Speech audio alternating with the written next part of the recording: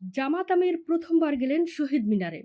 সাংবাদিকদের প্রশ্নে আমির বললেন, এমন প্রশ্ন না করাই ভালো। আন্তর্জাতিক মাতৃভাষা দিবসের প্রথম প্রহরে কেন্দ্রীয় শহীদ মিনারের বেদিতে ফুল দিয়ে ভাষা শহীদদের প্রতি শ্রদ্ধা জানিয়েছেন জামাতে ইসলামের আমির ও জাতীয় সংসদের বিরোধী দলীয় নেতা ডাক্তার শফিকুর রহমান। এটি প্রথমবারের মতো কেন্দ্রীয় শহীদ মিনারে জামাত আমিরের পুষ্পস্তবক অর্পণ। শনিবার ২১ ফেব্রুয়ারি প্রথম প্রহরে রাষ্ট্রপতি ও প্রধানমন্ত্রীর শ্রদ্ধা নিবেদনের পর তিনি শহীদ মিনারে যান। এ সময় তার সঙ্গে এনসিপির নাহিদ ইসলাম, আখতার হোসেন, হাসনাত আবদুল্লাহ সহ ১১ দলীয় জোটের শীর্ষ নেতারা উপস্থিত ছিলেন। পুষ্পস্তবক অর্পণ শেষে ডাক্তার শফিকুর রহমান সেখানে মোনাজাত পরিচালনা করেন।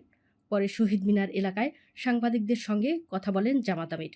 জামাত কখনো ফুল দিতে শহীদ মিনারে আসেনি, এবার কি মনে করে আসলেন? সাংবাদিকদের এমন প্রশ্নের জবাবে তিনি বলেন, রাষ্ট্রীয় আচার হিসেবে এটা আমার দায়িত্ব। বিরোধী দলীয় নেতা হিসেবে সঙ্গীদের নিয়ে আমাকে আসতে হবে, তাই আমি এসেছি। এখনো কি জামাতে ইসলামী এটাকে নাজায়েজ মনে করেন? এমন প্রশ্নে বিরক্তি প্রকাশ করে তিনি বলেন, এমন একটা পবিত্র দিনে এ ধরনের প্রশ্ন আপনি কেন করছেন? এমন প্রশ্ন না করাই ভালো। কেন্দ্রীয় শহীদ মিনার থেকে ডাক্তার শফিকুর রহমান সরাসরি আজিমপুর কবরস্থানে যান। সেখানে তিনি ভাষা শহীদদের কবর জিয়ারত করেন এবং শহীদদের আত্মার মাগফিরাত কামনা করে দোয়া করেন।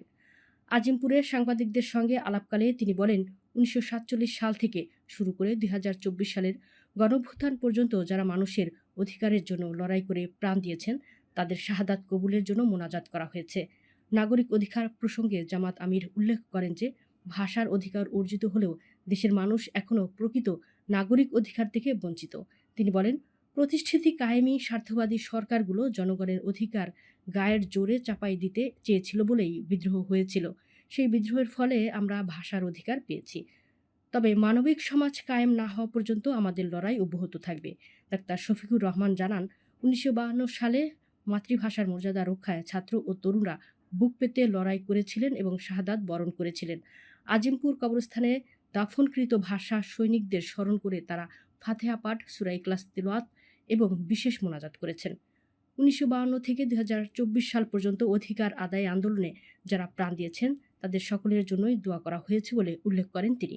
বিভিন্ন সময় প্রতিষ্ঠিত কায়েম স্বার্থবাদী সরকারগুলো জনগণের অধিকার গায়ের জোরে চেপে ধরতে চেয়েছে। এর প্রতিবাদেই বারবার আন্দোলন ও বিদ্রোহ হয়েছে। ভাষার অধিকার আমরা পেয়েছি, কিন্তু নাগরিক অধিকার এখনো পুরোপুরি প্রতিষ্ঠিত হয়নি।